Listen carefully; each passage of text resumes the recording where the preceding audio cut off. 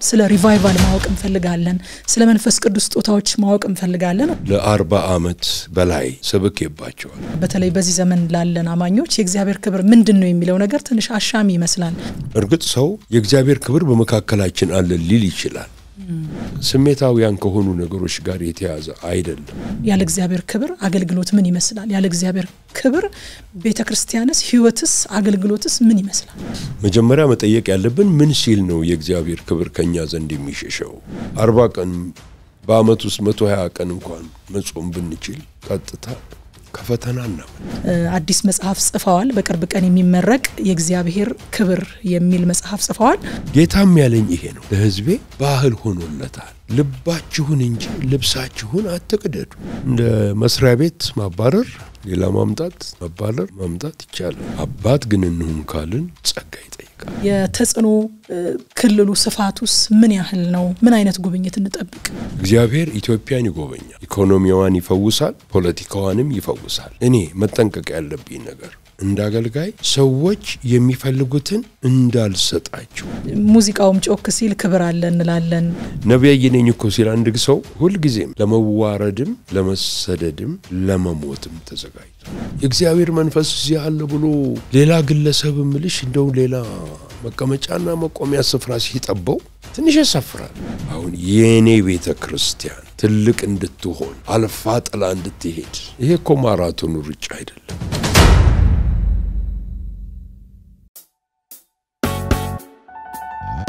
ጸጋና ሰላም በእያላችሁበት ይብዛላችሁ የተወደዳችሁ የኒቆዲሞስ ሾው ተመልካቾች የኒቆዲሞስ ሾው ነው አዘጋጅና አቅራቢዋ ደግሞ ትግስት እጅጉ ነኝ በኤልሻዳይ ቴሌቪዥን እና በዩቲዩብ ቻናላችን በመላው ዓለም ሆናችሁ የምትከታተሉት የእንግዳ ፕሮግራሚ ነው አብራችሁን ቆዩ ተመልካቾች ከዚህ ቀደም እጅግ በጣም የምንወዳቸውና የምናከብራቸውን እግዚአብሔር ሰው ሐዋርያው ዳንኤል መኮንንን በፕሮግራሜ እንግዳ አድርጌ ማቅረቤ ይታወሳል በነበረንም ቆይታ በርካታ የሚጠቅሙ ጉዳዮችን አንስተን ተጫዋውተን ነበር እናንተም ብዙ እንደተጠቀማችሁ አምናለሁ ነገር ግን ሐሳባችንንም አልቋጨንም ነበር በነበረው ፕሮግራም ብዙዎች ጠይቆኝ ነበር ቀጣዩ ክፍል መቼ ነው የሚቀርበው ብላችሁ ዛሬ ደግሞ ተጨማሪ ጉዳዮችን ይዘን ሐሳባችንን የምንቀጥልበትን ፕሮግራም ይዤላችሁ መጥቻለሁ በድጋሚ አብራችሁን ቆዩ ፓስተር እንኳን ደህና መጡ በድጋሚ እንኳን ደህና ቆየሽ ዛሬም እንግዲህ ፍቃደኛ ሆነው እነዚህን ጠቃሚ ሐሳቦች ሊያካፍሉን ስለመጡ በኤልሻዳይ ቴሌቪዥን በኒቆዲሞስ ሾው ተመልካቾችም ስም እጅግ አድርጌ አመሰግናለሁ እግዚአብሔር ያክብርልኝ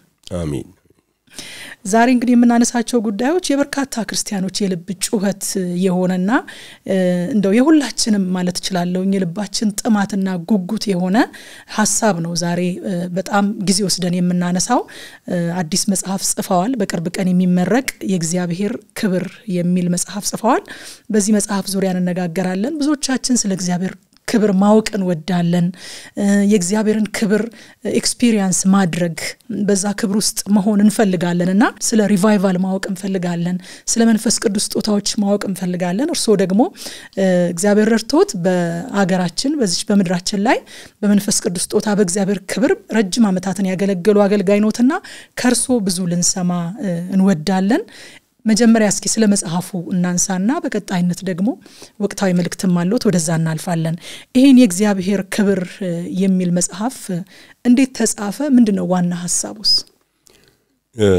በዚህ መጽሐፍ ላይ ያለው ዋና አብይ ሐሳቦች ሁሉ በአጠቃላይ ለ40 አመት በላይ ሰብከባቸዋለሁ አከፍያለሁ እና መጨረሻ ላይ አሁን ወደ 40 አመት ካለፈ በኋላ በዚህ ርዕስ ላይ መጽሐፍ እንዳለብኝ መንፈስ ቅዱስ ያመለክተኝ ጀመረ ምክንያቱም እርግጥ በቴፕም በተለያዩ እንትኖች ተቀርጾ ለህዝብ ስብከቶቹ ደርሰዋል ቢሆንም በጽሁፍና በመጽሐፍ መልክ ደግሞ ሲመጣ የበለጠ ለመጪው ትውልድ ቀሪ ቅርስ ይሆነዋል ያ ስለሆነ ይሄንን መጽሐፍ አለብኝ ብዬ መንፈስ ቅዱስ በውስጤ ስላስቀመጠው ከ5 አመት በፊት ስራውን ጀመርኩ የመጽሐፉን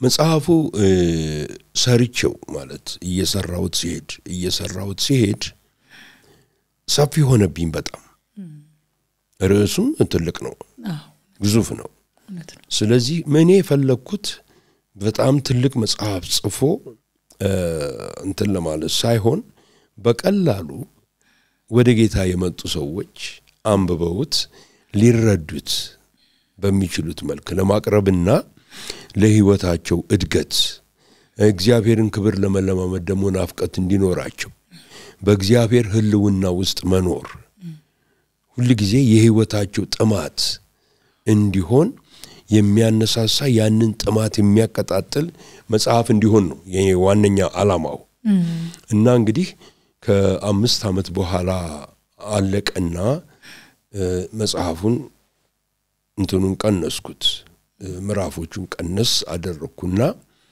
ጠበብ ባለ መንገድ በቀላል መንገድ ምእመናን አንብቦ ለሚረዳው መንገድ ቀረበ ማለት ነው ይሄ እግዚአብሔር ክብር የሚለው እንደው ከመንነቱ ብንነሳ ደስ ይለኛል ፓስተር አሁን በተለይ በዚህ ዘመን ላለን አማኞች የእግዚአብሔር ክብር ምንድነው የሚለው ነገር ትንሽ አሻሚ ይመስላል አንዳንድ ጊዜ እንደው ሙዚቃውም ጮክ ሲል ክብር አለ እንላለን እንደዚህ ትንሽ ግራም ያጋቡ ነገሮች አሉና የእግዚአብሔር ክብር ግን ምንድነው የእግዚአብሔር ክብር ማለት እዚህ መጽሐፉ ላይ እንደተገለጸው እግዚአብሔር በአንድ ቃል እንግለጸው በቃ እስቲ እግዚአብሔርን በአንድ ቃል ገለጸው ብሎ አንድ ሰው ቢጠይቀን ወይ ቢጠይቅሽ ምን ቃል ነው የምትጠቀመው ምን ቃል ነው የምትጠቀሚው ያ ቃል ክብር የሚለው ነው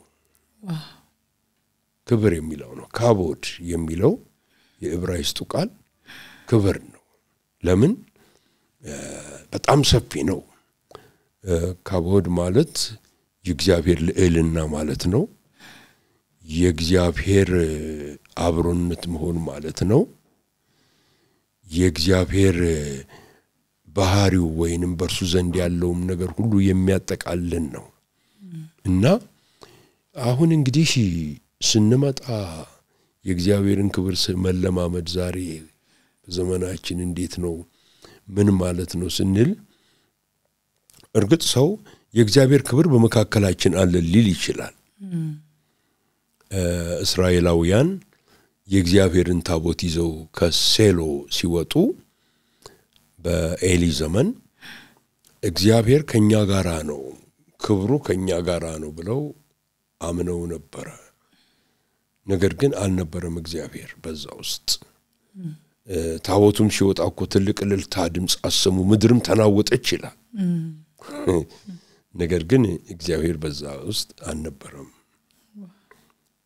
እንዲያውም ተሸንፈው ድል ተነስተው ታቦቱም ተማርኮ ለብዙ አመት ታቦቱ በግለሰቦች ቤት ውስጥ ከቆየ በኋላ ነው በኋላ ዳዊት በሳኦል ዘመን እግዚአብሔርን አንፈልግነውምና እንፈልገው ብሎ ታቦቱን ወደ ዛሬ እንደምናቀው የዳዊት ድንኳን ወደሚባለው ያመጣው ታዲያ ወደኛ ዛሬ መተን ወደ አዲስ ኪዳን ስንመጣ የእግዚአብሔር ክብር ማለት ምንድነው ስንል በጣም ግልጽ አደረገልን ለክ የዮሐንስን ወንጌል ገልጠን ስናነበው የእግዚአብሔር ክብር ማለት ምንድነው ስንል ኢየሱስ ክርስቶስ ነው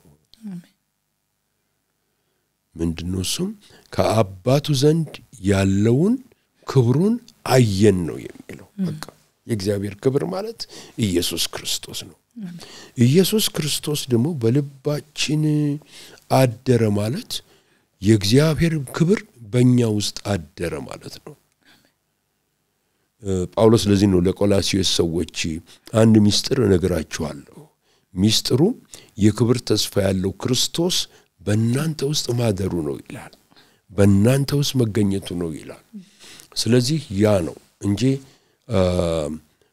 ስሜታውያን ከሆኑ ነገሮች ጋር የተያዘ አይደለም ነገር ግን ይሄ የእግዚአብሔር ክብር የሚለው የእግዚአብሔር ፕሬዘንስ ወይ መገኘት የሚለው ነገር ጌታ ኢየሱስ ክርስቶስ እንዳለው አንድም ሁለትም ሶስትም ሆናችሁ በመተሰበሰቡበት እኔ በዛ እገኛለሁ ይላል ይሄ ታውቋል በቃ የእግዚአብሔር ክብር በሰዎች መካከል ይገኛል የጌታ ስም በሚጠራበት ጊዜ ሁሉ የእግዚአብሔር ህልውና በዛ ይሆናል አሁን በየግል ህይወታችን ላለው ነገር እንግዲህ ወደ ጉባኤ በኋላ መጣለሁ በየግል ህይወታችን ላለው ነገር ከውስጣዊ ህይወታችን ከልቦናችን ጋር የተያያዘ ነገር ነው እግዚአብሔር ክብር በልባችን ውስጥ ለእግዚአብሔር በልባችሁ መንፈሳዊ ቅኔን ተቀኙ ይላል ጳውሎስ በቆሎሲስ መልእክቱ ላይ እና ከልባችን ጋር የተያያዘ ነገር ነው የእግዚአብሔር ህልውና ሙላት በከኛ ጋር ሊሆን ይችላል የእግዚአብሔር ህልውና ግን ወደ ጉባኤ ስንመጣ ስንሰበሰብ አለን ነገር ግን ከእግዚአብሔር ጋር ትክክል ሆነን እግዚአብሔር በሚፈልገን ቦታ ላይ ተገኝተን እግዚአብሔርን ስንጠራው መንፈስ ቅዱስን ስንጋብዘው መንፈስ ቅዱስ በዛ ይገኛል ግን ትክክል ባልሆኑ መንገድ ወይ ደግሞ የእግዚአብሔርን ክብር በተለያየ መንገድ ለመፍጠር ቅድም እንደተጠቀሽው በጣም ጮህ ሙዚቃ በማሰማት ድራም ይሄ እንደ ድምጹ ከፍ ያለ እንትን በማድረግ የሚመጣ አይደለም ከእግዚአብሔር ጋር ትክክል ስንሆን ይሄ ነው እንዲያውም በክርስትና ህይወት ምን ተለማመድክ ብትይኝ ያን ህይወት እኔም አልፌበታለሁ ግን የእግዚአብሔርን ክብር የተለማመድኩበት ሁኔታ በተለይ አሁንም የምንለማመደው በጣም በተረጋጋ መንፈስ ውስጥ በጸጥታ ውስጥ ሆኜ ነው እንግዲህ አንዱ ቃሉ ያው ከናንተ ጋር ሆናለሁ ስላለ እስካለን ፍጻሜ ከናንተ ጋር ነኝ ስላለ እንዳለን እናቃለን ነገር ግን የእግዚአብሔር ክብር ስንል ሐዋርያው ጳውሎስ እንደገለጸው ለቆሮንቶስ ሰዎች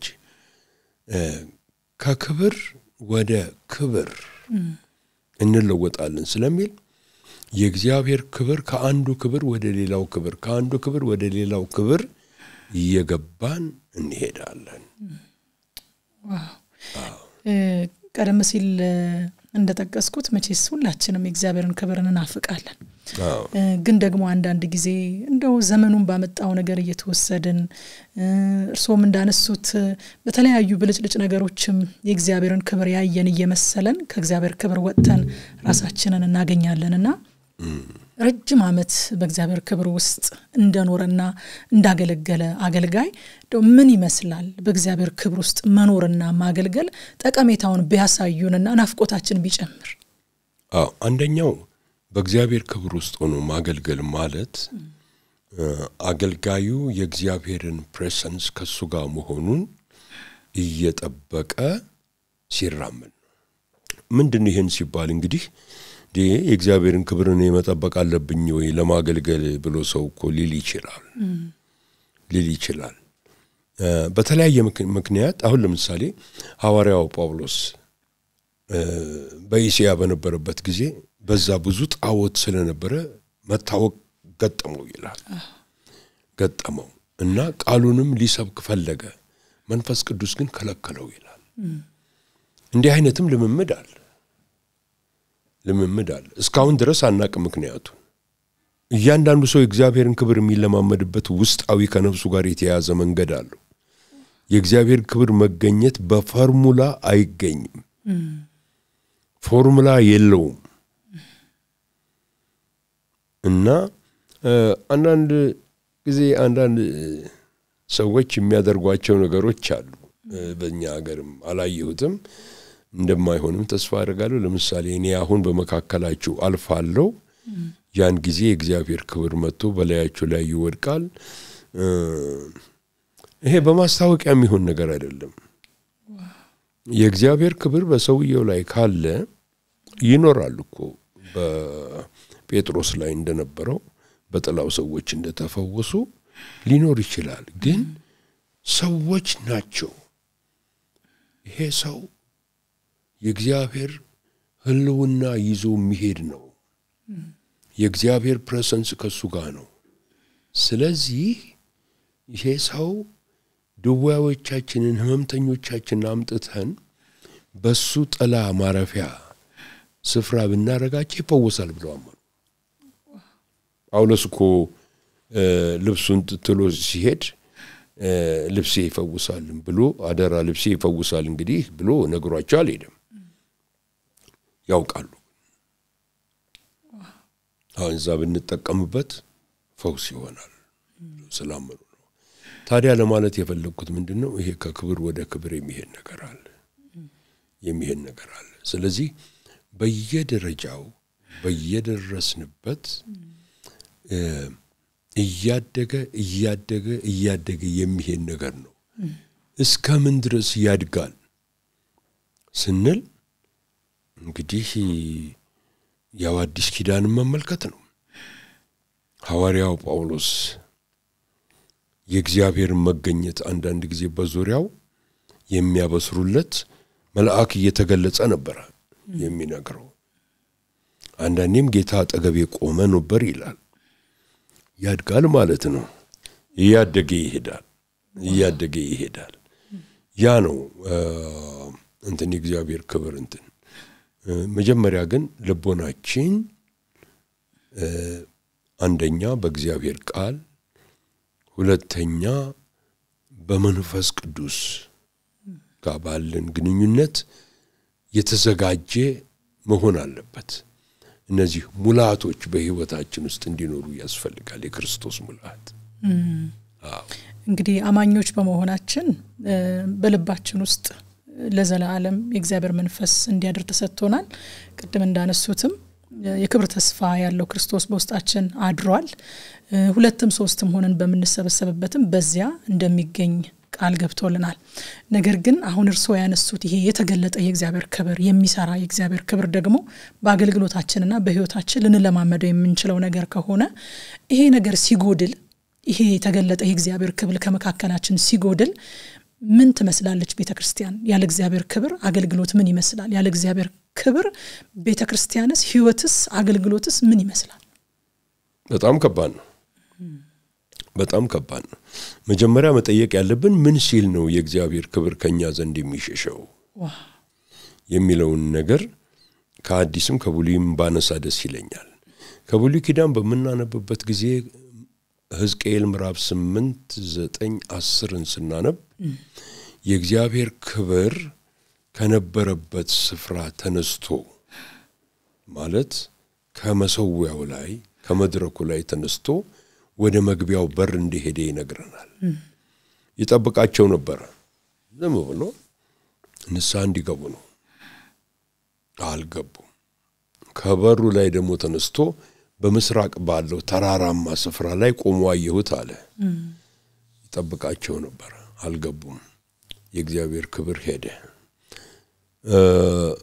በአዲስ ኪዳን በመንመጣበት ጊዜ ጌታችን ኢየሱስ ክርስቶስ በዮሐንስ በኩል ለሰባቱ አብያተ ክርስቲያናት በላከው መልእክት ላይ ለምሳሌ ለኤፌሶን ነግሮታል የነገረው ነገር ምንድነው እንግዲህ ከወዴት እንደወደቀ አስብ ንስሐ ግባ የቀደመው ስራህንም አድርግ አለው አለዛስ ግን ምን ይሆናል መቅረዙን ካንተ ዘንድ አነሳለሁ አለው በቃ ምን ይቀረዋል ከዛ በኋላ መቅረዙ ማለት ዘይቱን የሚይዘው ነው ዘይቱ ደግሞ ብርሃን የሚያመጣ ነው ስለዚህ በጨለማ ውስጥ ነው የምትኖረው ከዛ በኋላ ብሎ ማለቱ ነው ይህ በጣም ኢምፖርታንት ነው ወል እንግዲህ እግዚአብሔር ህልውና በዛ የለም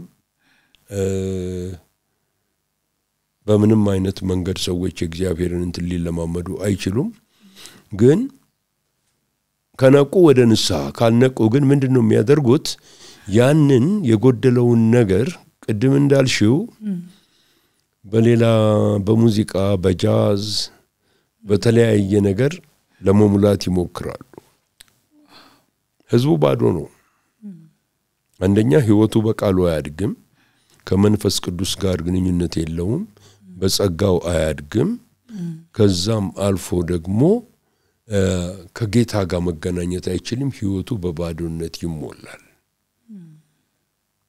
በባዶነት ይሞላል እና ይሄ እንዳይሆን እግዚአብሔር ይጠብቀን ነው እንጂ በጣም አስፈሪ ነገር ነው አሜን ከሰውም ሲለይ ልክ እንደዚህ ሆኖ የካትሪን ክሉማን የምትባለውን እግዚአብሔር የተጠቀመባትን ሴት የህይወት ታሪክ ስናነብ አንድ የምትፈራው ነገር ነበር በጣም አድርጋ ትፈራው ነበር። ያም እግዚአብሔር ህልውና እኔ በከማገለግልበት ጉባኤ መሃል እንዳይሄድ እያለች ትል ነበር።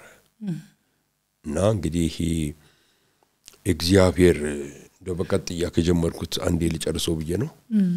እግዚአብሔር ህልውናና የእግዚአብሔር መንፈስ ደግሞ ያለበት እግዚአብሔር ክብር ያለበት እንትን ሰዎች ገና ወደ ጉባኤው ሲገቡ እግዚአብሔር ይገናኛቸዋል። እግራቸው ሲገቡ ገና ይገናኛቸዋል። ማልቀስ ይጀምራሉ፣ ንስሐ መግባት ይጀምራሉ፣ ራሳቸውን ማየት ይጀምራሉ። ከጌታ ጋር መንፈሳቸው ይገናኛል። እና ሌላው ቢቀር እንኳን ፈውስ የሚያስፈልጋቸው ሰዎች ቢኖሩ እኮ ማንም ሰው ወደ እነሱ ሄዶ ሳይጸልይላቸው የክብሩ ሙላት ነክቷቸው ይፈወሳሉ። አዎ ይህን አይነት እንግዲህ ነገር ነው የክብር አገልግሎት ማለት። ጳውሎስ የሚጠቅሰው ይህን አይነት ነው። አዎ እግዚአብሔር ራሱ ህዝቡን በህልውናው በመገኘቱ ሲያገለግል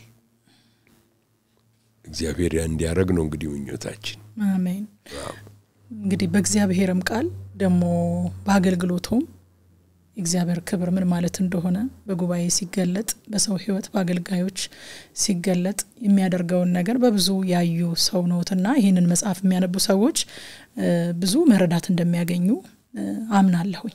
እንደው አሁን ያለችውን የዘመናችንን ቤተክርስቲያን ሲመለከቷት ከእግዚአብሔር ክብር ጋር ያላት መተዋወቅና ያላት ግንኙነት ያላት አብሮ ሰራተኝነት ምን ያህል ነው ብለው ያስቀምጡታል?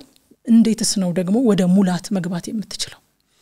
እንግዲህ መጀመሪያ በጣም ከባድ ነው የእያንዳንዱን አጥቢያ የእያንዳንዱን ቤተክርስቲያን እንትን ለማወቅ በጣም ከባድ ነው።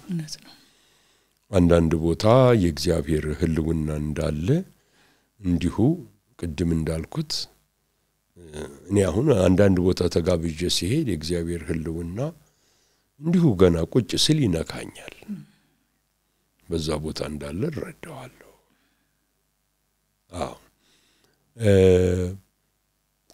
ሌላው ምንድነው እሱ እግዚአብሔር በእያንዳንዱ ምእመን ህይወት ውስጥ ስራ መስራት ነው የሚፈልግ። የመጀመሪያው እርምጃ ፐርሰናል የሆነ እነዚህ በመጽሐፍ ቅዱስ ላይ ትልልቅ ነገር የተገለጠባቸውን ሰዎች ስንመለከት እግዚአብሔር በግል በልዩ መንገድ የተገናኛቸው ናቸው። አሁን ቅድስት ማርያም የኢየሱስ ክርስቶስ እናት ጌታ በግል ነው የተገናኛት። በመኖሪያዋ ቤቷ መጥቶ የእግዚአብሔር መልአክ ተናገራት። በግል እግዚአብሔር ተናገራት። ያ በግል የሚሆን ነገር ደግሞ በህይወታችን ዘመን አንረሳው። እንዲሁ እያለፈን በመንሄድበት ጊዜ መጥምቁ ዮሐንስም እንደዚህ አይነት ሰው ነበር። ከዛም እያለፈን ስንሄድ ሐዋርያው ጳውሎስ ጋር ስንመጣ በግል የተገናኘው ሰው ነበር። እነዚህ በግል ከየቤታቸው ጌታ የሚገናኛቸው ሰዎች በአንድ ጉባኤ ላይ አንድ ስብስብ ሆነው በሚቀርቡበት ጊዜ አስገራሚ ነገር ነው የሚሆነው። በቃ እግዚአብሔር የሚደሰትበት ጉባኤ ነው። እግዚአብሔር ራሱን የሚገልጽበት ጉባኤ ነው። እግዚአብሔር ደስ ይሰኝበታል። እንዴት ነው ግን ብለሽ ለጠየቅሽው እግዚአብሔር በሰው ህይወት የሚሰራባቸው ብዙ መንገዶች አሉ። አንደኛ እርግጥ ሁሉ ጊዜ ተጠቅሰዋለሁ መጀመሪያ ተቀዳሚው የእግዚአብሔር ቃል ነው። የእግዚአብሔር ቃል እና ግለሰቡ መገናኘት አለባቸው። ይህን ስል አሁን ለምሳሌ የዚህን ሀገር አላቅም ስንት ፐርሰንቱ ነው በአሜሪካን አገር ቸርች ከሚሄዱት ጋር ከቃሉ ጋር በግል ግንኙነት አላቸው ወይን ከቃሉ ጋር ያላቸው ግንኙነት ምን ይመስላል በሚባልበት ጊዜ በጣም ትንሽ ፐርሰንቴጅ ነው የተገኘው። የት ነው እነሱ ይሄዳሉ፣ ፓስተሩ መልእክት ያዘጋጃል፣ ያንን መልእክት ይሰማሉ፣ ያኔ ነው ቃሉን ገልጠው የሚያነቡት። ከዛ በፊት አያዩትም። እና በጠለቀ ሁኔታ ከቃሉ ጋር ስንገናኝ ብዙ ስራዎችን ይሰራል። ቃሉ ወደ ለአንድ ነገር ለከበረ ነገር ያዘጋጀናል። ለጌታችን ለኢየሱስ ክርስቶስ ምጽአት እኮ የሚያዘጋጀን የእግዚአብሔር ቃል ነው። አዎ ሁለተኛ መንፈስ ቅዱስ ጋር በግል የሚኖረን ግንኙነት ነው። እኔ በዳንኩበት ዘመን እያንዳንዱ ምእመን ከመንፈስ ቅዱስ ጋር ግንኙነት እንዲኖረው ፍላጎቱም ጥማቱም አለው። ስለዚህ ወዲያው ያለ ልምምድ እንዳገኘ ህይወቱ ላይ ለውጥ ሲመጣ የሚያረጋው ነገር ምንድነው? ቀጥሎ ወዳለው ወደ መንፈስ ቅዱስ ሙላት እንዲገባ በጣም የነበረው መሻት ጥማት የነውም ያባላ አይነበረም። ሰዎችን በድንቅ ሁኔታ በመንፈስ ቅዱስ ይሞሉ ነበር። ያ ነገር አሁን አለ ወይ ብዬ ስመለከት ሰዎች ላይ ሽፍት አድርጓል። አንድ ለውጥ ተደርጓል። ለውጡ ምንድነው? አሁን ሰዎች እኔ መንፈስ ቅዱስ በኔ ውስጥ ገብቶ ልዩ ሆነ ልምምድ ይሰጠኛል፣ ኃይል ይሰጠኛል፣ ያንጸኛል፣ ይቀባኛል፣ ይባርከኛል ሳይሆን እንዲሁ በጥቅሉ ነው። ይሄን ሁሉም ሰው ላይሆን ይችላል። እንደው ስንመለከተው ይሁን ዝም ብለን ከላይ ስንመለከተው ከእግዚአብሔር ጋር ያለ ግንኙነቱ በየለት ህይወቱ ላይ ባለ ጉዳይ ላይ ብቻ ነው። ከእግዚአብሔር ጋር ያለው ግንኙነት የሚሰበክለትም ያ ነው፣ አይፈረድበትም። ሰው ደግሞ የተዘራበትን ነገር ነው የሚያበቅለው። ስለዚህ ያ ስለሚዘራ በህይወታቸው ያንኑ ነው የሚያበቅሉት። መንፈስ ቅዱስ ጋር ግን ሰው በግሉ ሊኖረው ይገባል። እኛ በዳንበት ጊዜ መንፈስ ቅዱስ ተሞልተንም አናቆምም እኮ። ቀጥለን ደግሞ ምንድነው ስጦታዬ ብለን ስጦታችንን ማወቅ እንፈልጋለን። ስጦታችንን አውቀን በስጦታችን ማገልገል እንፈልጋለን። ያ ምን ያህል እንዳለ አሁን አላውቅም። በብዙ ነገሮች አምሯችን ልቦናችን ተይዟል። ሌላው የሚያሳስበኝ ነገር ምንድነው? አሁን ፓስተር እንበለው ሐዋርያ እንበለው ነብይ እንበለው ያንን ሰው እዛ ሰው ላይ ነው ፎከስ የሚደረገው። እና ልክ ወደ ቤተ ክርስቲያን ስንመጣ ሰውየው እንግዲህ ልክ አንዳንዴም ሰዎችን ኢንተርቴን እንደሚያደርግ አይነት ሰው ሆኖ ሊታይ ይችላል። ይሄ ሰውየው መጠንቀቅ አለበት። ሊታይ ይችላል። በልስቲ ደግሞ ምን ነገር አለ እስቲ ምትነግረኝ ዛሬ ለኔ ምን ትንቢታዊ ቃል አለህ ብሎ እንደዛ አስቦ ሊመጣ ይችላል። እኛም ደግሞ የሰውን ፍላጎት ለማሟላት ያልሆነውን የሆነውን የተጻፈውን ያልተጻፈውን ነገር ህዝቡ ላይ መጣል እንጀምራለን። ያ ወደ እግዚአብሔር ክብር አያደርስም።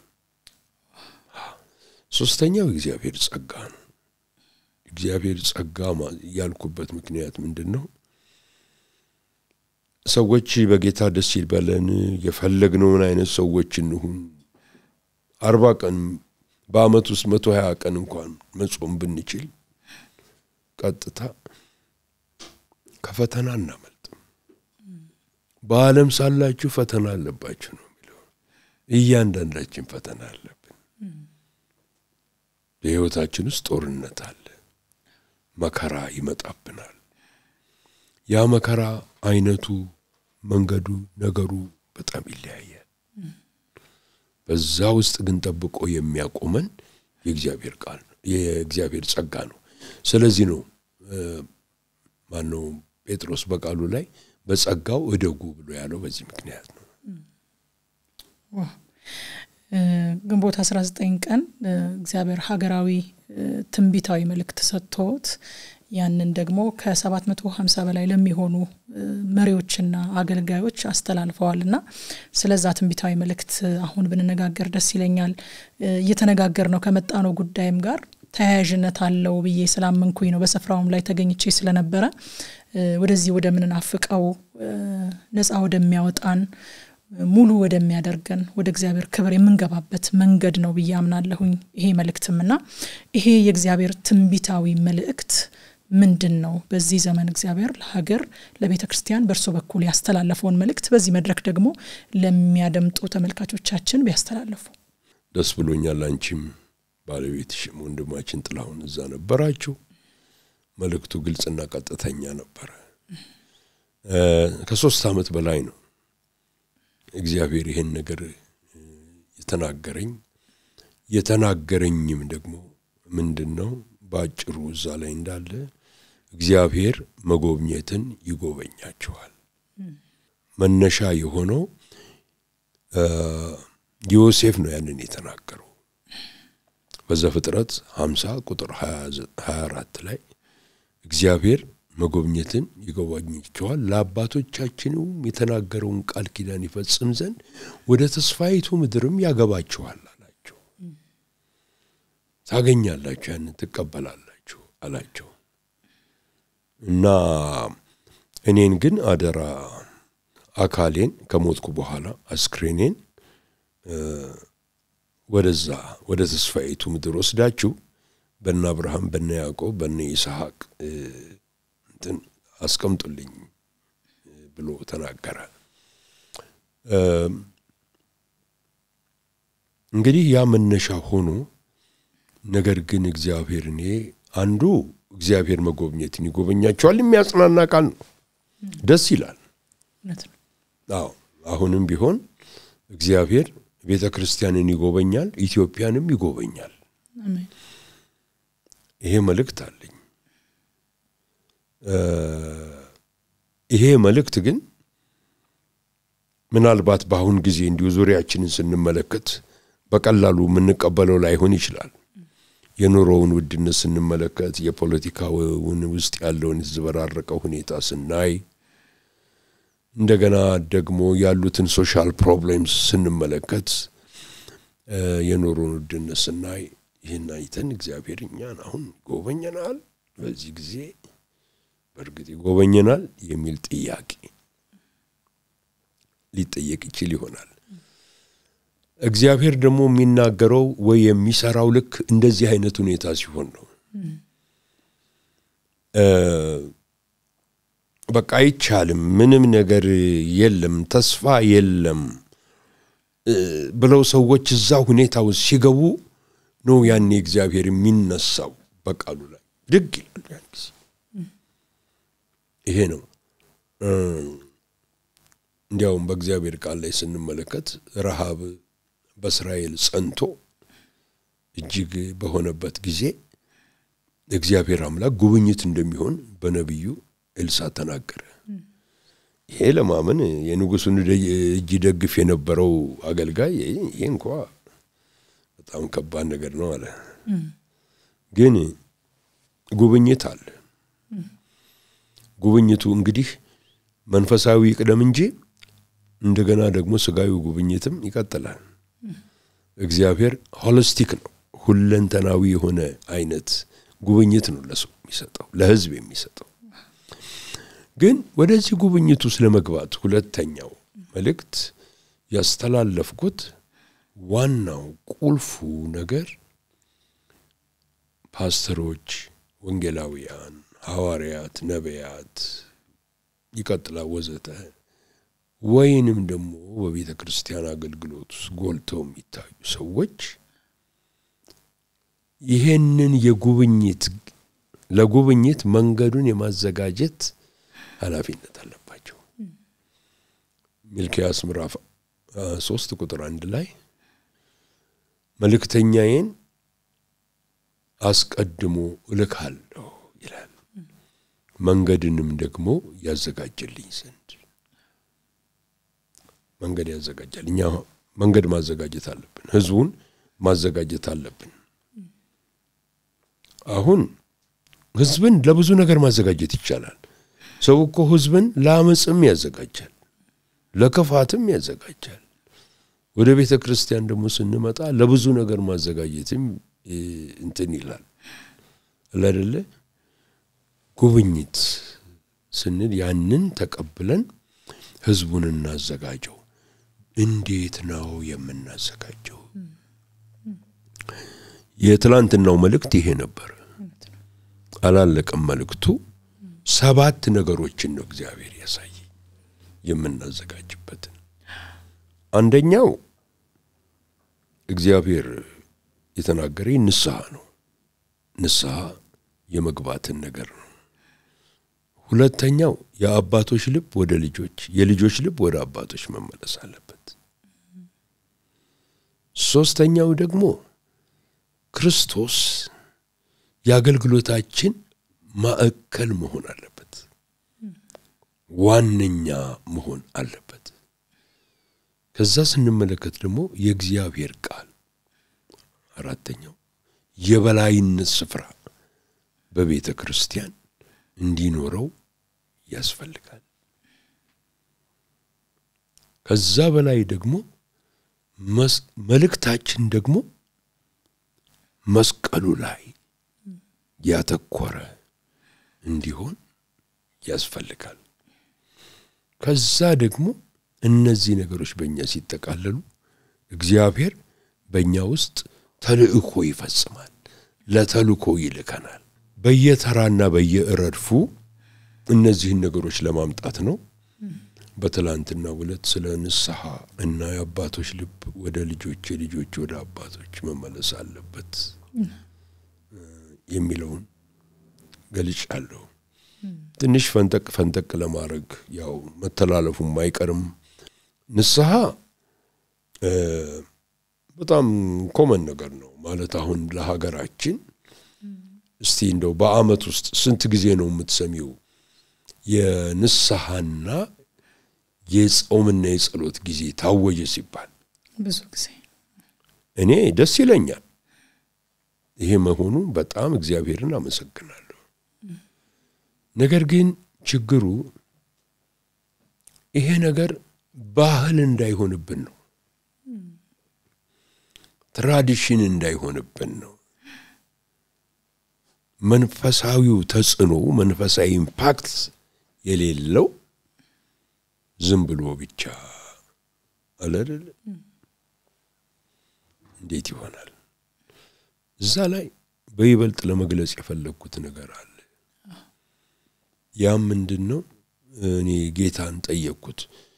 ይጾማል፣ ይጸልያል፣ ይጾማል፣ ይታወጃል፣ ምንድነው ፈቀቅልልን ያልቻልንበት ምክንያት የሚል ጥያቄ ነበረኝ። ጌታ ቆየት ብሎ በልቤ ውስጥ የተናገረኝ ምንድነው? ህዝቤ ጸሎትን፣ ጾምን ባህል አድርጎታል። አሁን እኛ እንላለን የነሱ ጾም ባህል ነው እንላቸዋለን ኦርቶዶክሶችን። ይህ ህይወት እኮ ምንም የለም፣ ስጋና ቅቤ ያለ መብላት ጉዳይ ነው እንላለን። እዛ ውስጥ እኮ እየገባን ነው እኛ። ለምን አንድ ሰው ጾምኩኝ ጸለይኩኝ ይላል? ይሄ ጃጅመንታል ለመሆን ፍርድ ለመፍረድ ሳይሆን የማቃቸው ሰዎች ከዛ ውስጥ ወጥተው ተለውጠው አዲስ ሰው ሆነው አላገኘኋቸውም። እንደሚጾሙት አላገኘኋቸውም። በቃ ስለዚህ ጥያቄ ይፈጥርብኛል፣ ለኔ ጥያቄ ይፈጥርብኛል። ጌታም ያለኝ ይሄ ነው፣ ለህዝቤ ባህል ሆኖለታል። ምን አለ ጌታ? ልባችሁን እንጂ ልብሳችሁን አትቅደዱ። እስራኤላውያን ንስሐ ሲገቡ ያው ልብሳቸውን ይቀዳሉ፣ ማቅ ይለብሳሉ፣ በአመድ ላይ ይቀመጣሉ። እና 58ኛው ምዕራፍ ኢሳይያስ ይሄንን ነው የሚናገረው። ለራሳችሁ ብላችሁ ነው የጾማችሁት እንጂ ለኔ ብላችሁ አይደለም። እንዴ መቼ የተለወጠ ነገር፣ መቼ ፍሬ የሚያፈራ ነገር አየሁባችሁ? አላየሁባችሁ። ብትበሉ ለራሳችሁ ብትጾሙ ለራሳችሁ ነው። በኋላ ወደ 66ኛው ምዕራፍ ስንመጣ 65ኛው የሚገርም ነገር እግዚአብሔር ይናገራል። ላልፈለጉኝ ተገኘው፣ ላልጠየቁኝ ተገለጥኩኝ። እኔ ግን ወደዚህ በቃሌ ወደሚንቀጠቀጥ ሰው እመለከታለሁ። እንዲህ አይነት ሰው ነው የምፈልገው እኔ አሁን ብሎ ይናገራል። ሁለት ሰዎች ወደ እግዚአብሔር ቤተ መቅደስ ገቡ። አንዱ ፈሪሳዊ፣ አንዱ ቀራጭ ነው። ቀራጩ ደረቱን እየመታ ኃጢአቱን ይናዘዛል። ፈሪሳዊው ደግሞ በሳምንት 2 ይጾማለሁ፣ ምጽዋት እሰጣለሁ እያለ ጽድቁን ለእግዚአብሔር ይናገራል። ትላንት ይሄን ነበር። አሁንም ለየት ባለ መንገድ አብራራሁት እና ንስሐ በጣም እውነተኛ ንስሐ አስፈላጊ ነው። የዮሐንስ ራእይ ምዕራፍ 2 እና 3 ላይ ጌታ ኢየሱስ በላከው መልእክት ላይ ለሰባቱ አብያተ ክርስቲያናት መካከል 5ቱን ንስሐ ግቡ አላቸው። ባትገቡ ከፍተኛ ችግር ላይ ትወድቃላችሁ ብሎ ማስጠንቀቂያቸው የሚገርም ነው። ከኤፌሶን ቤተ ክርስቲያን ጀምሮ ይመስለኛል ሰርመኔስና ፊላደልፊያ ብቻ ናቸው እንጂ ሌሎቹ በሙሉ ንስሐ ግቡ ተብለዋል። ባትገቡ ግን አንዳንዱ ያስፈራል። አሁን በቲያጥሮን ቤተ ክርስቲያን የተነገረው መልእክት ያችን ሴት ኤዛቤልን ነብይ የምትለዋን ስለተውካት ብሎ ይገስጸዋል። መጋቢውን፣ ፓስተሩን፣ ካህኑን ምንቅፍብ ነገር አለ። ብዙ ጊዜ ንስሐ እንድትገባ ጊዜ ሰጠዋት አለ። እቺ ሴት እኮ ቸርች ውስጥ ያለች ሴት ናት እኮ። እርሷ ግን ንስሐ ልትገባ አልፈለገችም ካለ በኋላ የሚናገረው ምንድነው? 2 ነገር አስፈሪ ነገር ይናገራል። ባልጋ ላይ ጠላት አለው አለ፣ በበሽታ መጣታለው ነው። ሁለተኛው ልጆቿንም እገላቸዋለሁ አለ። ካን ዩ ኢማጂን አሁን በአዲስ ኪዳን እንዲህ ያለ ከባድ እነዚህ ነገሮችን አንሰማቸውም ዛሬ። እና ወደ ንስሐ መድረስ አለብን። ወደ እውነተኛ ንስሐ እኛ ደርሰን ህዝቡንም በዛው ጎዳና ውስጥ እንድናዘጋጀው። ሁለተኛው የአባቶችን ልብ ወደ ልጆች፣ የልጆችን ወደ አባቶች ስለመመለስ ሚክያስ እንደሚናገረው በመጨረሻው ምዕራፉ ላይ ይህ ካልሆነ ምድርን በእርግማን መታታለው ነው የሚለው እግዚአብሔር። መመለስ አለባቸው፣ መቀራረብ አለባቸው ይላል። ምንድነው? የትውልድ ክፍተት አለ፣ ኃይለኛ ጋፕ አለ። ይሄ በእኛ ሀገር ላይ በጣም ግልጽ ነው።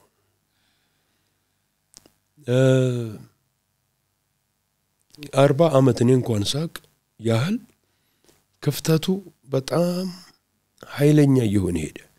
ከዛ በኋላ ወጣቱ የራሴ መንገድ የሚለው ውስጥ ገባና አሁን በገመድም ብንስበው አልመለስም አለ። ማቀው መፈልገው ይሄን አይነት አገልግሎት ነው፣ እኔ እንዲህ አይነት ሰው ነኝ ብሎ አለ። ይሁንና አሁንም ተስፋን ቆርጥም እንቀጥላለን። ሁለቱ መገናኘት አለባቸው። አባቶችም እንደ አባት መሆን አለባቸው። እንደ አባት ሊሆኑ ይገባል። አባት ልበ ሰፊ ነው። አባት የወደቀውን የሚያነሳ ነው።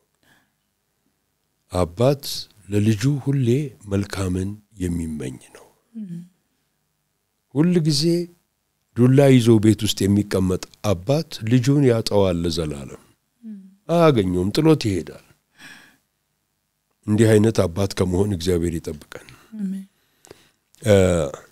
እኔ በኔ ልምምድ በጣም ልጆች አሉኝ፣ ልጆችም ማሳድግ ያለው የልጅ ልጆችም አሉኝ። ግን መንፈሳዊ አባት መሆን የሚጠይቀው ጸጋ አባት ምንሁን ካልን አለዛ ቀላል ነው በጣም ምንም ቀላል ነው በቃ በአካባቢያችን ያሉንን ሰዎች እንደ መስሪያ ቤት ማባረር ሌላ ማምጣት ማባረር ማምጣት ይቻላል አባት ግን እንሁን ካልን ጸጋ ይጠይቃል ማቃናት ማለቴ ነው ማቃናት ያስፈልጋልና እንደዛ እንዲሆኑ ያስፈልጋል አባቶችም ሰፊ መሆን አለባቸው እንደገና አባቶች እንደዛ መሆን ብቻ ሳይሆን ልጆች ደግሞ እንደ ልጅ መሆን አለባቸው ሁሉ ጊዜ ለመታዘዝ ፈቃደኛ የመሆን ነገር ይጠበቅባቸዋል ፈቃደኛ የመሆን ነገር ለመታዘዝ ኢየሱስ ክርስቶስ ለእግዚአብሔር አብ ይታዘዝ እንደነበረ ለመስቀል ሞት እንኳን እንደታዘዘ መታዘዝ ይሄን ይኖርባቸዋል ይሄ በጣም አስፈላጊ ነው ከልጆች ይጠበቃል እና እነዚህን የመሳሰሉ ሰፋ ያሉ ነገሮች ነው እንግዲህ ሜንሽን ያደረግነው እኔ ስለ ዮሴፍ የተደነኩት ነገር አለ እስራኤላውያን ከምድረ ግብጽ ሲወጡ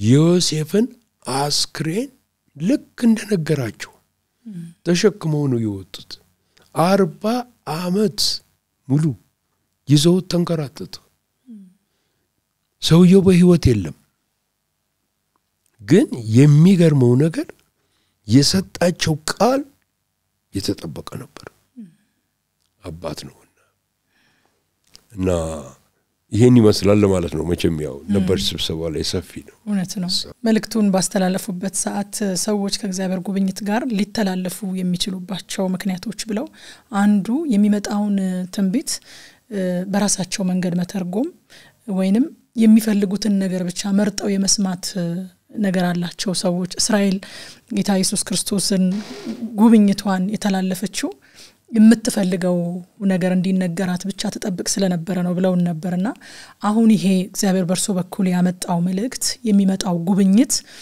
እንደው ምን ይመስላል የተጽኖ ክልሉ ስፋቱስ ምን ያህል ነው ምን አይነት ጉብኝት እንጠብቅ እንግዲህ ጉብኝቱ ሀገራዊ ነው ሀገራዊ ስንል መንፈሳዊም ነው ምድራዊም ነው እግዚአብሔር ኢትዮጵያን ይጎበኛታል ኢኮኖሚዋን ይፈውሳል ፖለቲካዋንም ይፈውሳል እግዚአብሔር ይሄን ማድረግ ይቻላል መጀመሪያ እንደው ከዛ ልጀምር ብዬ ነው እንግዲህ መንፈሳዊ ላይ መተን በምን ነጋገርበት ጊዜ ቀድም ጀመር ያደረግሽው ነገር አለ እስራኤላውያን ንስሐ ለመግባት ይቸገሩ የነበሩበት ምክንያት አንደኛው የሚሰሙት ትንቢት የሚፈልጉትን አይደለም ትንቢት ይፈልጋሉ ግን እነሱ የሚፈልጉት የትንቢት ቃል አለ ያን አይደለም ይሄ የሚያስተምረን ምንድነው እመለስበታለሁ ዛሬ በዘመናችን እኔ መጠንቀቅ ያለብኝ ነገር እንዳገልጋይ ሰዎች የሚፈልጉትን እንዳልሰጣቸው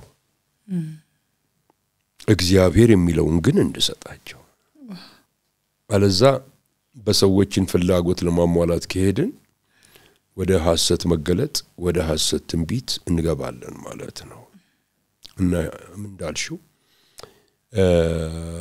ጌታ ኢየሱስ በመጣበት ጊዜ እስራኤላውያን ትልቁ ችግራቸው ከነቢያቶቻቸው ጋር ይሄ ነበር በትልቅ ተጽዕኖና ኦፕሬሽን ውስጥ ነበሩ በጠላቶቻቸው ነቢያቶቻቸው ደግሞ መልእክታቸው ስለ እስራኤል መንፈሳዊ ህይወት ነበር እነሱ አገራችን ህዝባችን ነው የሚሉት እግዚአብሔር አሁንን የሚገደኝ እሱ እኔ እሰራዋለሁ ነው የሚለው እናንተን እንደ ልጆቼ ከናንተ እንደምፈልገው እንድትሆኑልኝ ነው ስለዚህ ከነቢያቱ ጋር ግጭት ይፈጠራል ኤርሚያስ ግጭቱ ይሄ ነበር ትልቁ እና እሱ ስለ ጣዖታቸው ነው የሚናገረው እነሱ ስለ ከተከበቡበት ስለ ባቢሎናውያን ሰራዊት ነው እንዲያውም ይለይላችሁ ብሎ እንግዲያው ስለነሱ ከሆነ የምትፈልጉት ባቢሎናውያን ይገባሉ ምድሪቷንም ይቆጣጣራሉ በሁሉ ነገር በቁጥጥራቸው ስር ይሆናል ንጉሱንም አንተም ራስህ ምርኮኛ ትሆናለህ አይኖችህን ያወጣሉ ልጆችህ በአይን ፊት ይገደላሉ ብሎ ዝርግፍግፉን አወጣው አንድ ጊዜ እችም እውነተኛ ነቢያት ያው ሞት ለነሱ ምን ጊዜም ነቢይ ነኝ እኮ ሲል አንድ ሰው ሁሉ ጊዜም ለመዋረድም ለመሰደድም ለመሞትም ተዘጋጅቷል ስሙ ቀላል ይመስልናል እንዴ ከሌ ነብይ ነው እንጂ የሚፈተሽበት ቦታ አለ ያ በዛ እንዳለ ይሄ ነበር ችግራቸው ግን ምን አይነት ጉብኝት ነው ምን ተጠብቀው ስንል ሀገራዩን ገለጽ አድርገዋለሁ አንደኛ ቤተ ክርስቲያን በሙላአት ወደ እግዚአብሔር ቃሉን ታውጀዋለች ዲክሌር ታረጋዋለች በዛ ውስጥ ነው ነፍሳት ወደ እግዚአብሔር መንግስት ሊጎርፉ የሚችሉት ሁለተኛ ጸሎት የየለት ህይወቷ ይሆናል ጸሎት በቃ ጸሎት ቤተ ክርስቲያን ትክክለኛ ስፍራ ይሆናል ሶስተኛ መለኮታዊ ሥርዓት ከእግዚአብሔር ሆኖ ቤተ ክርስቲያን ውስጥ እናየዋለን ትንሽ ይሄ ለሰዎች ስለሚቸግራቸው ቀለል ባለ መንገድ ላቅርቡ ለምሳሌ አንቺ ምን ሰምተሻል እንዴ በመካከላቸው እንዲስኪ ዘበራረቁ ድረስ መካሪም ተቆጭም የላቸው እንዴ እነዚህ ሰዎች ሲባል ሰምተሻል አውቃለሁ ይላሉ ከገዛ ዘመዶቻችን ይናገራሉ እና ያኔ ግን መለኮታዊ ሥርዓት ይሰፍራል አባቶችም ቦታቸው ይታወቃል አባት ናቸው ይሰማሉ ይደመጣሉ ዲሲፕሊን ያረጋሉ ሜንቶር ያደርጋሉ ያሳድጋሉ ይቀባሉ ያሰማራሉ ልጆችም ደግሞ ሥርዓት ይዘው በእግዚአብሔር እንትን ያድጋሉ እነዚህ ነገሮች ይተበቃሉ ሌላው የምንጠብቀው ነገር እኔ የምጠብቀው የእግዚአብሔር ክብር ስፍራውን ይይዛል ምን ማለት ነው የእግዚአብሔር ክብር ስፍራውን ይይዛል ማለት አንድ ጊዜ ጌታ ምንድነው ያስተማረኝ መሰለሽ የእግዚአብሔር ኃይል በሶስት ነገሮች ይገለጣል አለኝ አንዱ የእምነት ኃይል ነው ቃሉ ላይ ያለ ሰው በእምነት ምን ማድረግ እንደሚችል ሁለት በጾም በጸሎት ነው ኢየሱስ እንደገለጸው ሶስተኛው ግን በእግዚአብሔር ክብር ውስጥ ሆኖ ሲያገለግል ሰው የእግዚአብሔር ኃያል የሆኑ ነገሮችን ያደርጋል ቅድም ያልኩልሽ ነው ምንድነው ብዙ ጊዜ በአገልግሎት የገጥሞኛል አንድ 3 ሪቫይቫሎች አይቻሉ ብዙ የሚነሳው እዚህ ሀገር ውስጥ የሆነው ነው በዛ ጊዜ ለምሳሌ አንዳንድ በሽተኞች በአምቡላንስ የመጡ ሽባዎች ማንም ሰው ሳይነካቸው ተፈውሰው ይገኛሉ በተለይ እዚህ ቦታ ገለጽኩት ይመስለኛል ካሁን ቀደም አላውቅም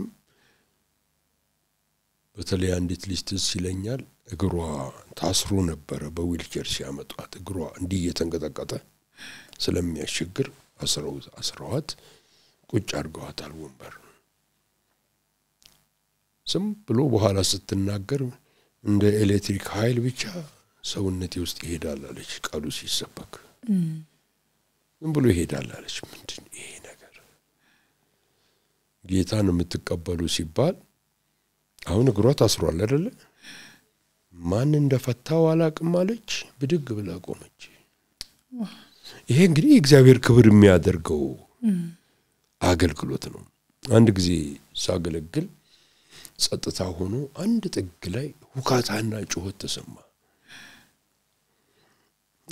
ይሮራጣሉ አስተናጋጆች ምንድነው በኋላ መጡ ምንድነው በየጠየቁ አንዲት ሴት አይኗ በራ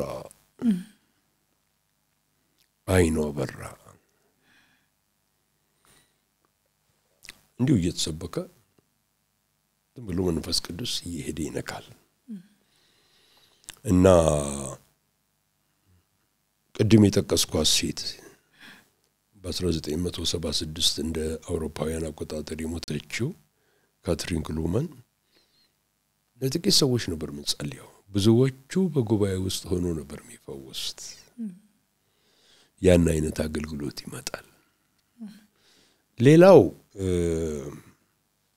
ደስ የሚልሽ ኢየሱስ ክርስቶስ ይከብራል አዎ ምንድነው መንፈስ ቅዱስ ሲመጣ እርሱ ምን ይለኛል አለ ያከብረኛል በቃ እኮ ቀላል ነው ክብሩን የሚወስድ የለም እሱን ሊያከብር ነው የእግዚአብሔር መንፈስ እዚህ አለ ብሎ ሌላ ግለሰብ ምልሽ እንደው ሌላ መቀመጫና መቆሚያ ስፍራ ሲጠበው ትንሽ ያሳፍራል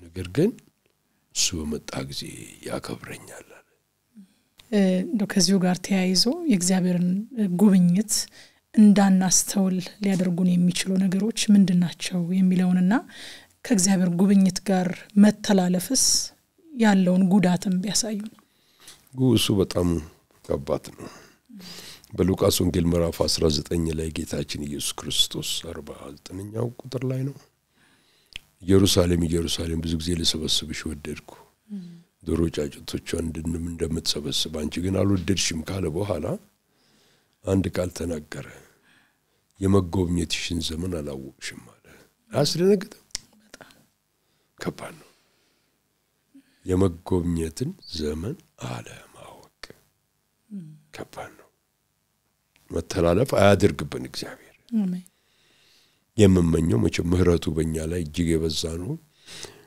በመድራዩም ህይወት ተጎርተን በሰማዩም ስንጎዳ ደግሞ በጣም ከባድ ነው እንደው በመድራዩ ተጎርተን በሰማያዊ ቢያልፈልን ይሻላል ያ መተላለፍ ኃይለኛ ነገር ነው በግለሰብ እንኳን ደረጃ እግዚአብሔር ሲያልፍ ጥሩ አይደለም ምክንያቱም ሰውየው ያችንን ጊዜ አላወቀምና ስለዚህ ያ እንዳይሆን እግዚአብሔር በእውነት ይርዳን ከሚለው ነገር ውጪ ይሄ ነው በየልናገር የሚችለው ነገር የለኝም እንግዲህ ሁላችንም ይሄንን ጉብኝትን እናፍቃለን እርሶ በአገልግሎት ዘመኑ 3 ሪቫይቫሎችን አይቻለው ብለዋልና ስለ ሪቫይቫል እንግዲህ ከርሶ ጋር አለማንሳት ልክም አይደለም ብዙዎች ሊያውቁት የሚፈልጉት ሐሳብ ነው ደግሞም በመድራችንም ላይ ትልልቅ የእግዚአብሔር ሰዎች ጌታ ይሄንን ሳታይ አትሞትም ብሎኛል ብለው የሚጠብቁት የሚመጣ ሪቫይቫል እንዳለ ብዙዎቻችን ሰምተናልና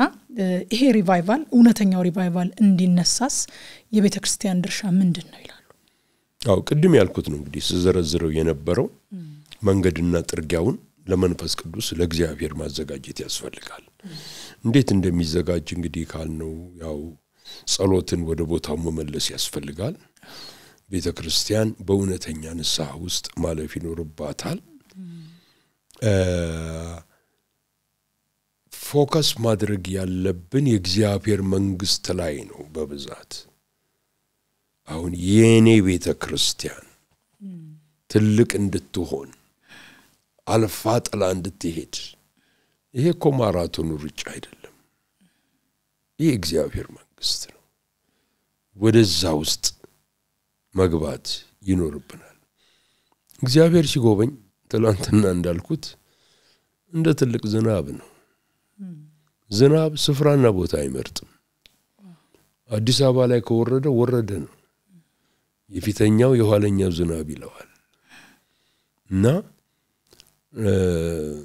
ይሄ ጉብኝት እኔ ለኛ ብቻ የሚመጣ አይመስለኝም ለኦርቶዶክሶች ለካቶሊኮች ኢቭን አለ አይደለ በመስጊዶች ላይ እንዳይወድቅ የሚከለክለው ነገር የለም ምክንያቱም እነሱም በእግዚአብሔር የተወደዱ ናቸው እግዚአብሔር የሚያፈቅራቸው ህዝቦች ናቸው እና ይሄንንም አስተውላለሁ እኔ ይሄን አስተውላለሁ ከዚህ ጋር ግን አያይጄ ልገልጽልሽ የምወደው ምንድነው ጌታ የተናገረኝ ነገር ሰው ማይጠብቃቸው በሰው ብዙም ስፍራ ማይሰጣቸው ብዙ ሴቶችና ወንዶች ልጆቼ ተቀብተው ይወጣሉ ብሎኛል ጌታ።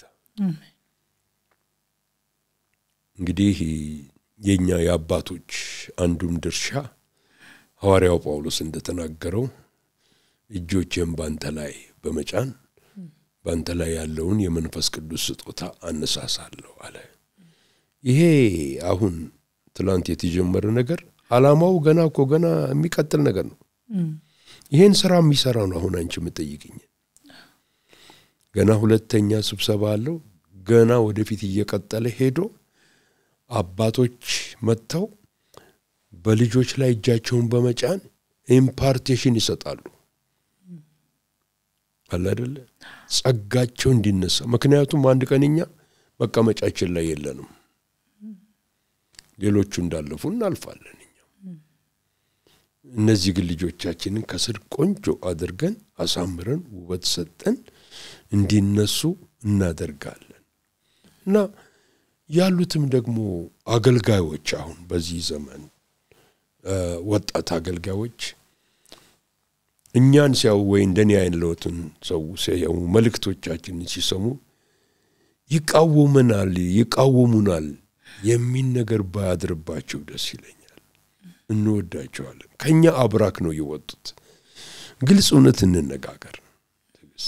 ግልጽ እውነት አሁን ተነሱ የሚባሉ አገልጋዮች ወይ እንደዚህ የሚሉ ቢኖሩ ወይ የኔን ቴፕ ሰምተዋል ወይ በኔ አገልግሎት ጌታን ተቀብለዋል ወይ ተፈውሰዋል ወይ ድሮ በሬዲዮ የኔን መልእክት እየሰሙ በዛ ያደጉ ናቸው።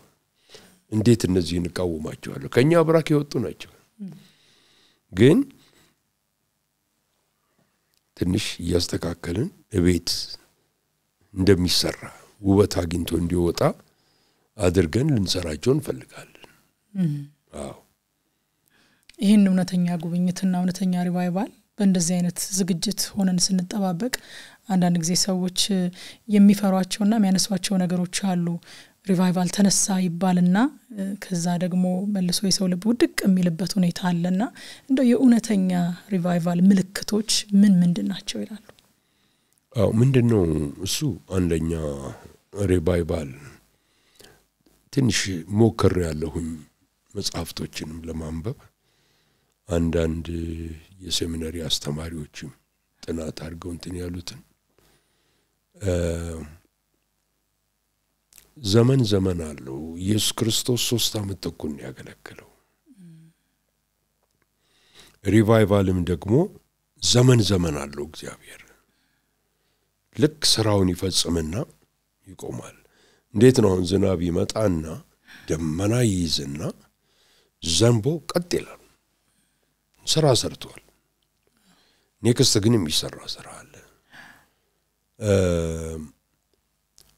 የሪቫይቫልም ታሪኮችን ስንመለከት 7 ዓመት የቆዩ አሉ፣ 14 ዓመት የቆዩ አሉ፣ 15 ዓመት የቆዩ አሉ፣ ከዛም በላይ አጭር ዓመታትም ደግሞ የቆዩ አሉ። ይሄ ግን አሁን አንቺ ላልሽኝ የእውነተኛ ሪቫይቫል ምልክቶች ምንድናቸው ላልሽው ቅድም ከተናገርኩት ጋር ይመሳሰላል። አንደኛ እውነተኛ ሪቫይቫል የእግዚአብሔር ቃል የሚታወጅበት ነው። ቃሉ የሚታወጅበት ነው። በዚህ እናውቃለን። ሁለተኛ ጌታ ኢየሱስ ክርስቶስ ከፍ የሚልበት ነው። ማንም ሰው ከፍ የሚልበት አይደለም። ሶስተኛ ጸሎት፣ ጾምና ጸሎት ያለበት ነው። እውነተኛ ሪቫይቫል ውስጥ ጾም ጸሎት አለ። አራተኛ በሰዎች ባህሪና አመለካከት ላይ ክብደት የሚሰጡት ነገር ይለወጣል። እንዴት ነው ይለወጣል ለምልሽ? በቃ ሰማያዊን ነገር ነው ጨዋታቸው ይለወጣል። የህይወታቸው ራዕይ ይለወጣል። ክብደት የሚሰጡት ነገር ይለወጣል። ሰው እኮ በእግዚአብሔር ቤት ውስጥ ኖሮ ክብደት የሚሰጠው ነገር ሊኖር ይችላል። ለምሳሌ አንድ ሰው በቃ እሱ የመኪና ነገር አይሆንለትም ይባላል። በቃ ትልቅ ክብደት ይሰጠዋል መኪና፣ አንድ መኪና ሌላ መኪና፣ ከአንድ ልብስ ሌላ ልብስ። ወይ ብዙ ሰው በሴቶችም በወንዶችም አስፈላጊ በሆነው መጠን በልክ አድርጎት ሌላ ከዛ ባለፈው ሁኔታ ይሆናል። ቫልዩ ይለወጣል። አመለካከታቸው በጣም አድርጎ ይለወጣል። እና ይሄ አንዱ ምልክት ነው። ሁለተኛ በወንጌሉ መልእክት ላይ የመስቀሉ ቃል አለ። የመስቀሉ ቃል ማለት ምንድነው? ጳውሎስ መልእክቶቹን ስናነብ ስለ ክርስትና ውስጥ ስላለው መከራ ይናገራል።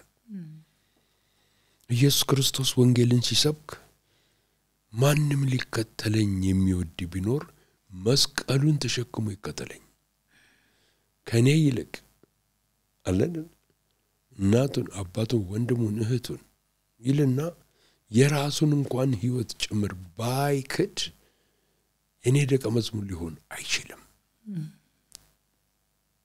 እያለ ይናገራል። መስቀሉን ያመለክታል። እና ወደ መስቀሉ ውስጥ ብንገባ መስቀሉ ቃል ውስጥ ብንገባ ይሄ ነው። ሌላው በእውነተኛ ሪቫይቫል ውስጥ የምናየው ምንድነው? እሱ ደቀ መዝሙርነት ነው። ሰዎች ደህንነትን ከማግኘት አልፈው የጌታ ደቀ መዝሙር ይሆናሉ። ደቀ መዝሙር ደግሞ ምን ማለት ነው? ለተለት ጌታን የሚከተል ሰው ከመሆንም አልፎ ስጦታውን አውቆ በስጦታው ቤተክርስቲያንንም እግዚአብሔርንም የሚያገለግል ነው። ፍሬ የሚያፈራ ነው። ደቀ መዝሙር ይሆናሉ። የጌታ ደቀ መዝሙር ሆነው ይራመዳሉ። በዚህ በሪቫይቫል እንትን ውስጥ ማለት ነው። እንግዲህ ሰፊ ነው። እዚህ መጽሐፍ ውስጥ ግን እነዚህ ሐሳቦች አሉ። የእውነተኛ ሪቫይቫል ምልክቶች ብሎ የሚናገረው የእውነተኛ አገልጋይ ምልክት ብሎ ደግሞ ይገልጸዋል። መቼም መንፈሳዊ ነገር መንፈሳዊ ነውና በፍጥረታዊ መንገድ አይመዘንም። ግን ደግሞ ለመንፈሳዊም ነገር መንፈሳዊ መለኪያ ይኖረዋል ብለን እናምናለን። በርግጥ አንዳንድ ጊዜ አንዳንድ መንፈሳዊ ልምምዶችን ስናይ አንዳንድ የአገልግሎት መንገዶችን ስንመለከት እንደው ለመመዘንም ፍጥረታዊ አይደለምና በፍጥረታዊ ሚዛን ስለማንመዝነው ጭንቅ ይለናል።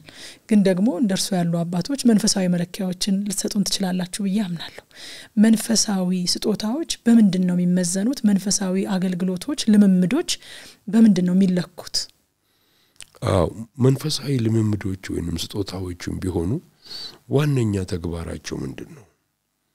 ተግባራቸው የክርስቶስን አካል ለማነጽ ነው፣ ለመገንባት ነው። ይሄ ነው ጳውሎስ በ14ኛው ምዕራፍ በአንደኛ ቆሮንቶስ ላይ 5 ጊዜ ማነጽ የሚለውን ቃል ይጠቀማል። ለማነጽ ነው፣ ለመገንባት ነው።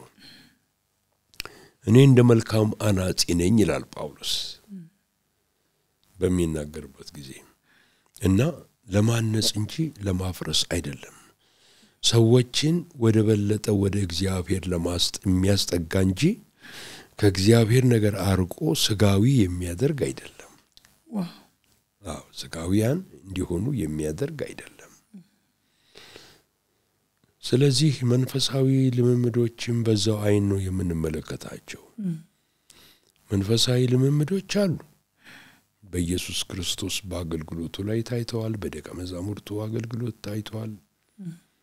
ነገር ግን ሁሉም ለማነጽ ነበረ። እነዚህ ግን ልምምዶች የእግዚአብሔርን ቃል አልተኩም። ችግሩ ትልቁ ያለው እዛ ላይ ነው። የእግዚአብሔርን ቃል ይተካሉ። አንድ ሰው አንድን መንፈሳዊ ልምምድ የሚሰብከው ከሆነ ከእግዚአብሔር ቃል ይልቅ ችግር ነው በጣም ችግር ነው ብዬ ነው ማለት እና ማንኛውንም መንፈሳዊ እውነት መጽሐፍ ቅዱስ ኤምፋሳይዝ ከሚያደርገው በላይ እኛ ልናረገው አይገባንም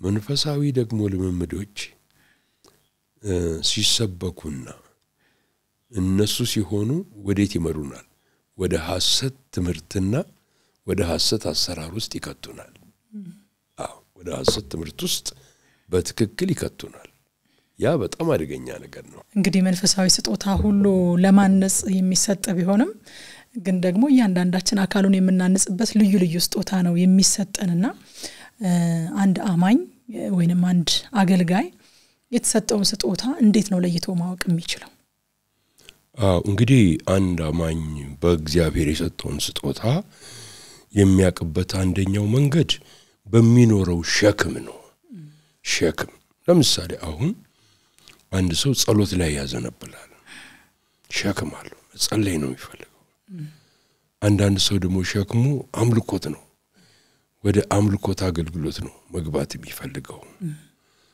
አንዳንዱ ደግሞ ኢቫንጀሊዝም ነው ከውጭ ያሉትን ሰዎች መድረስ ነው አንዳንድ ሰው ደግሞ የሚፈልገው አካላዊ ጉዳት ያላቸው ልጆች ወይንም ደግሞ ሰዎች ማገልገል ነው ውስጡ በሚሰማው ሸክም ስጦታዬ ይህ ነው ብሎ ማወቅ ይችላል ሌላው ሁለተኛ የቅዱሳን ምስክርነት ነው ቅዱሳን እኛም እግዚአብሔር ይመሰክርልናል ይሄ ባንተ ውስጥ እግዚአብሔር እንዳስቀመጠው አይተናል ተመልክተናል ሲሉ ያን ጊዜ ያንተን ነው እንግዲህ ስጦታው እንደሆነ ይታወቃል ማለት ነው ቅዱሳን ሁሉ ሰላም ይሰማቸዋል ደስተኞች ይሆናሉ መልካም ምስክርነት አላቸው እና ይሄ እነዚህ የተቀስቋቸው ሁለቱ ነገሮች በጣም አስፈላጊ ናቸው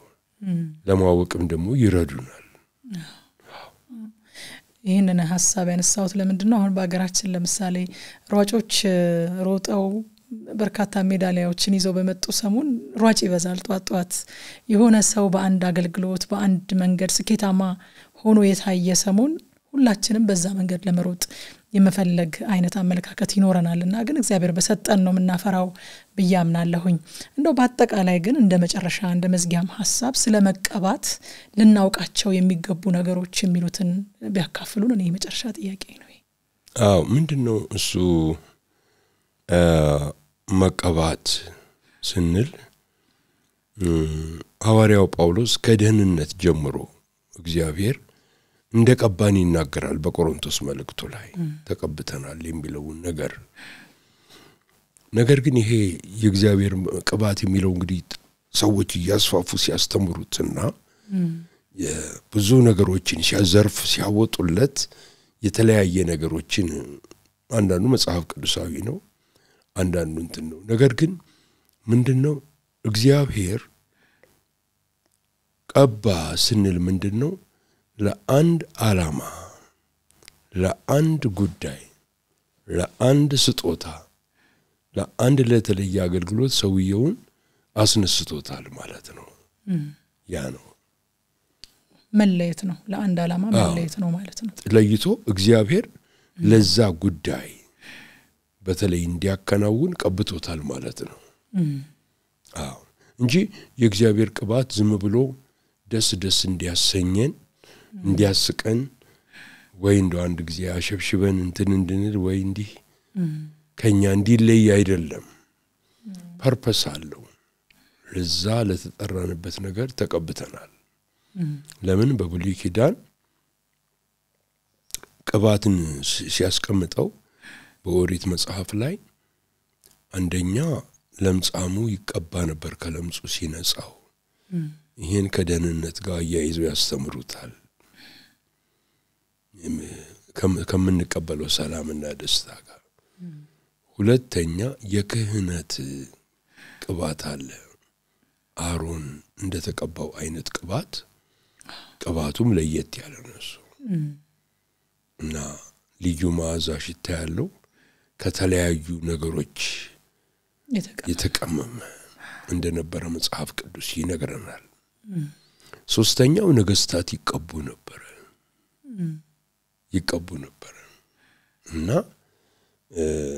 እግዚአብሔር ለበለጠ ካፕል አለ ነገር ዛሬም ባሪያዎቹን ይቀባል የሚል ነገር አለ። ከዛ በኋላ በዘካርያስ ምዕራፍ 4 ላይ የተገለጸው ወርቃማ ቅባት የሚል አለ። ያ ወርቃማ ቅባት ከዘሩባቤል ጋር ተያይዞ ነበር የተነገረው እና ኃይል ያለው የከበረ ሞገስን የሚሰጥ የእግዚአብሔር የመጨረሻው ከፍ ያለው ቅባት እንደዛ እንደሆነ ያስተምሩናል። ችግር የለውም። ነገር ግን ዋናው የመቀባቱ ሐሳብ ይሄ ነው። መለየት ነው ለአንድ ዓላማ ለአንድ አገልግሎት መለየት። ኢየሱስ ክርስቶስ በመጣ ጊዜ የጌታ መንፈስ በእኔ ላይ ነው እግዚአብሔርም ቀብቶኛል አለ። ለምን ጉዳይ እንደቀባው እሱ ዝርዝሩን ይሰጠናል ወዲያው የተቀባበትን ጉዳይ። እውነት ነው። እንግዲህ የመጨረሻ መልእክት ካሉት ባርኮትም ካሉት በዛው ህዝቡን እንዲባርኩ መልእክትም እንዲያስተላልፉ እድል ልስጥን ይጨርሻል። ምንድነው የመጨረሻ ለመናገር የምፈልገው ሁለት ነገሮችን። አንደኛው ስለ መጽሐፉ ነው። ይሄ መጽሐፍ እንግዲህ እግዚአብሔር ቢፈቅድ ሰኔ 2 ቀን በአድዋ አዳራሽ ይመረቃልና በዛ ብትሳተፉ ጥሪ ለማቅረብ ነው። ሁለተኛው ለመናገር የምፈልገው ትላንት ባስተማርኩት ትምህርት እርግጠኛ ነኝ በኤልሻዳይ ቴሌቪዥን ውስጥ ገብታችሁ ማየት ትችላላችሁ። መልእክቱ ተላልፏል። የሚቀጥል ነው ግን ሁላችሁም ብትሰሙት እንደውስቲ አድምጡት እና ብዙ ይጠቅማችኋል ብዬ አስባለሁ። በተረፈ ጌታ ጸጋውን ባርኮቱን በሁላችሁ ላይ ያድርግ። ጌታ የልባችሁን መሻት ይስጣችሁ። አሜን። እግዚአብሔር በላያችሁ ላይ እጁን አድርጎ ለሰማያዊ ነገር ያቀጣጥላችሁ። አሜን። ጌታችን ኢየሱስ ክርስቶስ መምጫው በጣም ስለደረሰ እኛ ደግሞ በቃሉ ተሞልተን በመንፈሱ እንሆ ተቀብተን እንደ ሙሽራ እንጠብቀው ዘንድ ነቅተን ሁሉ ጊዜ ጌታ በሚፈልገን ቦታ ላይ እንገኝ። እግዚአብሔር ይባርካችሁ። አሜን። የተወዳችሁ ተመልካቾቻችን እንግዲህ ይሄንን የመሰለ እጅግ በጣም አስተማሪና አነቃቂ የሆነ ቆይታ ከሐዋርያው ዳንኤል መኮንን ጋር የነበረኝን ወደናንተ አድርሻለሁኝ። ትግስት እጅጉ ነበርኩኝ። በሚቀጥለው ሳምንት ደግሞ ሌላ እንግዳ ይዤ እጠብቃችኋለሁኝ። እስከ ሳምንት ጸጋ ይብዛላችሁ።